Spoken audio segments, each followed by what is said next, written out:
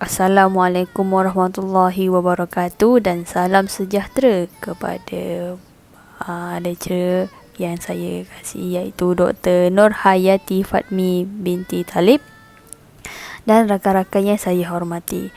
Hari ini saya dan ahli kumpulan akan membentangkan tajuk kempen Kasih Ibu Bawa ke Syurga, Kasih Bapa Kekal Selamanya. Terlebih dahulu saya ingin memperkenalkan diri saya dan ahli kumpulan saya. Nama saya Sabrina Ayuni Nisha binti Muhammad Zalaluddin Yuzaini. Nombor matrik saya F2001. Ahli kumpulan saya iaitu Elwin anak lelaki Kumarasamy.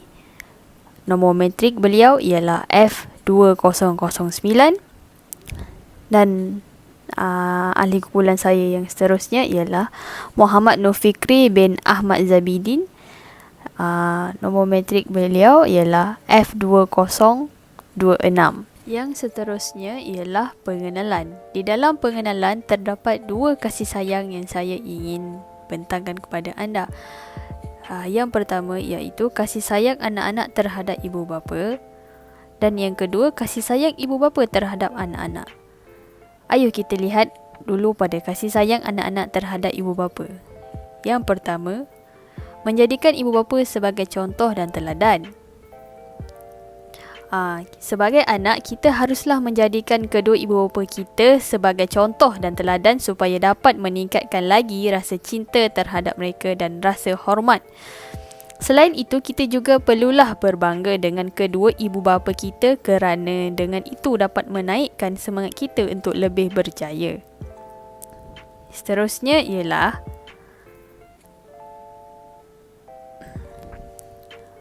memudahkan urusan kedua ibu bapa. Dengan cara memudahkan urusan ibu bapa, secara tidak langsung dapat melahirkan rasa bersyukur kerana telah dibesarkan dengan cukup kasih sayang sehingga ke hari ini. Sebagai contoh, menolong mereka mengemas rumah, membeli barangan rumah, meringankan beban dengan berbagai cara seperti membayar bil di rumah dan sebagainya. Yang ketiga ialah menunjukkan kasih sayang terhadap ibu bapa. Seperti ramai yang tahu, dengan memberi pelbagai barangan yang berharga dapat menarik perhatian ibu bapa dan dapat menunjukkan kasih sayang terhadap mereka melalui hasil titik peluh sendiri, tetapi bukan itu saja caranya. Selain itu, kita juga boleh menghubungi mereka setiap hari ataupun setiap minggu untuk bertanya khabar. Dan di akhir ayat kita, hendaklah menyelipkan ayat seperti Mak, saya sayang Mak.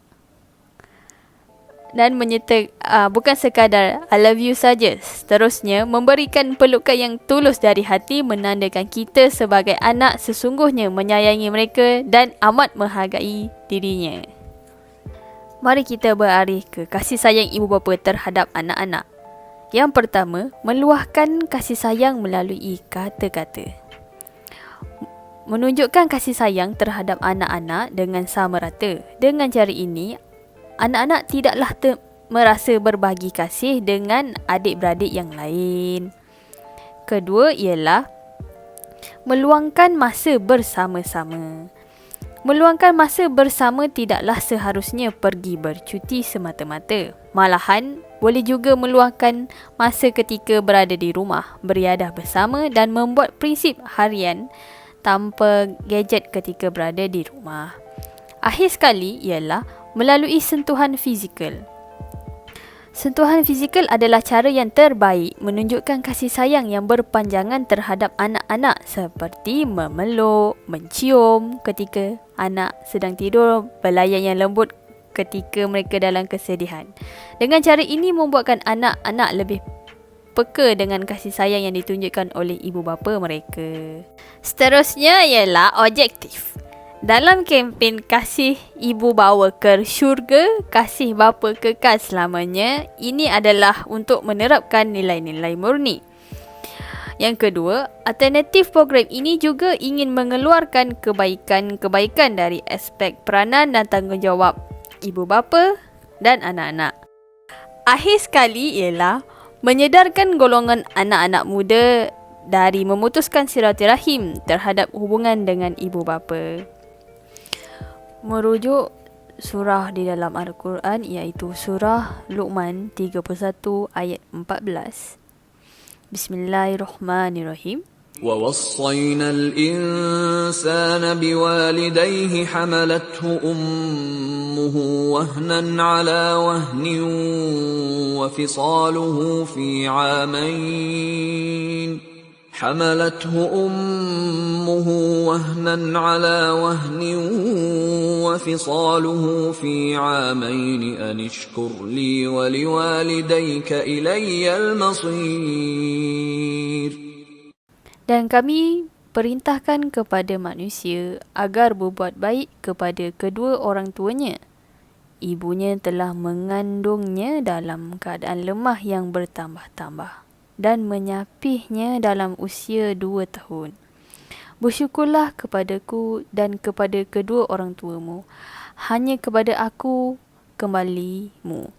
Seperti kisah Luqman Hakim yang ditarik di dalam Quran. Di sini ialah pesanan beliau. Pesan Luqman kepada anaknya juga kepada kita agar kita menghormati orang tua, terutama ibu. Dalam ayat ini, ibu yang ditekankan bukan bapa. Mengapa demikian? Kerana kebiasaan anak lebih berani kepada ibunya yang lemah dibandingkan kepada bapaknya. Padahal jasa ibunya tidak kalah besar dibandingkan dengan jasa bapaknya. Ibu yang telah mengandungnya selama 9 bulan 10 hari dan melahirkannya dengan pertaruhan nyawa dan menyapihnya dalam 2 tahun. Pada akhirnya, hanya kepada Allah lah yang kita kembali. Seterusnya, saya akan serahkan kepada Fikri tentang kesan pengabaian ibu bapa. Terima kasih. Kepada saudari Safirina Ayuni, insya. Seterusnya saya akan membentangkan topik seterusnya, iaitu kesan pengabaian ibu bapa. Yang pertama, kesan pengabaian ibu bapa. Yang pertama ialah kesukaran untuk menentukan ibu bapa dalam hubungan peninggalan. Seterusnya, menguruskan ikatan yang musnah dan merosakkan. Seterusnya ialah meringankan keperitan untuk hidup dengan kerugian. Seterusnya ialah tanggungjawab anak kepada ibu bapa semasa hidup dan meninggal dunia. Semasa hidup, yang pertama, tidak meninggikan suara kepada mereka. Yang kedua, membantu mereka mengikut apa yang kita termampu. Yang ketiga, taat kepada perintah ibu bapa. Yang keempat, bersopan santun dan menghormati mereka. Yang terakhir, mengeratkan persaudaraan dengan kenalan mereka. Seterusnya ialah setelah meninggal dunia. Yang pertama, menguruskan pengebumian ibu bapa. Yang kedua, lansaikan hutang-hutang mereka yang masih ada. Yang ketiga, bersedekah atau menginfakkan harta atas nama mereka. Yang keempat, sentiasa mendoakan mereka. Yang terakhir, tidak memutuskan tali silaturahim antara mereka dengan sahabat-sahabat mereka. Seterusnya ialah tanggungjawab ibu bapa terhadap anak-anak. Yang pertama, menyediakan keperluan asas kepada anak-anak. Yang kedua, memberikan kasih sayang kepada anak-anak. Yang ketiga, memberikan pendidikan kepada anak-anak. Yang keempat, menjaga keselamatan anak-anak. Dan yang terakhir, menyemai nilai-nilai murni di kalangan anak-anak. Itu saja daripada saya. Seterusnya saya akan memberikan kepada pembentang seterusnya, iaitu saudara Elvin, anak lelaki Kumarasamy. Sekian, terima kasih. Terima kasih kepada saudara Muhammad Nur Fikri bin Ahmad Zabidin. Seterusnya saya akan membentangkan Kisah Uwais Al-Qarni. Kisah Uwais Al-Qarni yang soleh dan sentiasa merawat dan memenuhi semua permintaan ibunya.